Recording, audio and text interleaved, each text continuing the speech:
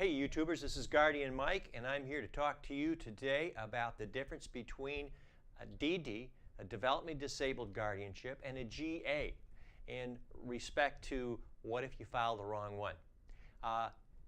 We're talking about Michigan here, and if you have an incapacitated person, you file under the Probate Code, what's called EPIC.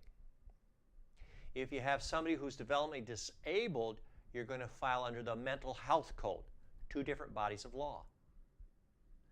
If you file for a developmentally disabled individual under the Probate Code, EPIC, there is a lack of court jurisdiction.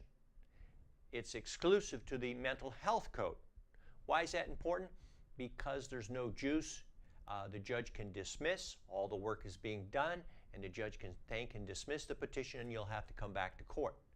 I've seen also judges go ahead on their own motion and conform and transfer one pleading into another, meaning you'll have a guardianship established or a petition for an incapacitated person, and you find out that you filed the wrong one.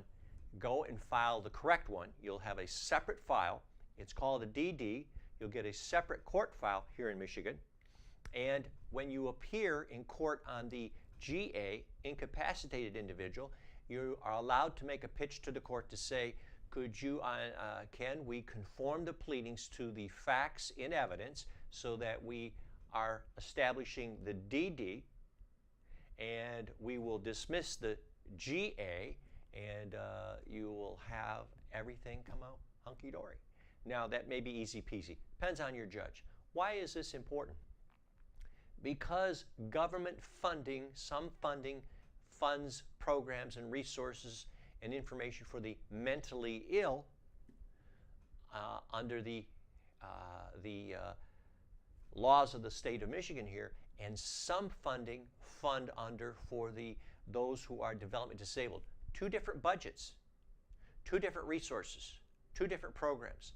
Now, you would think you could argue that, hey, we're dual qualified. We have both because we want funding and we want care for our loved one. Sometimes that doesn't work.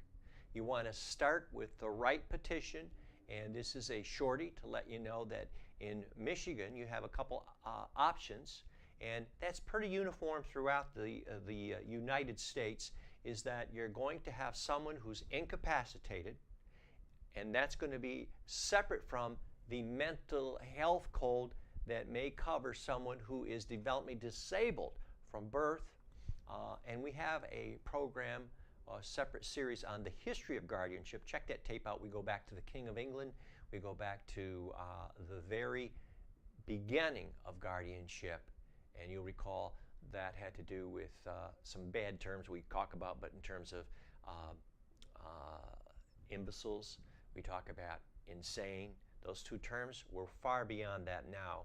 And I don't like using those terms. I talked about that in that tape, but there is a difference, and you got to get that right, okay?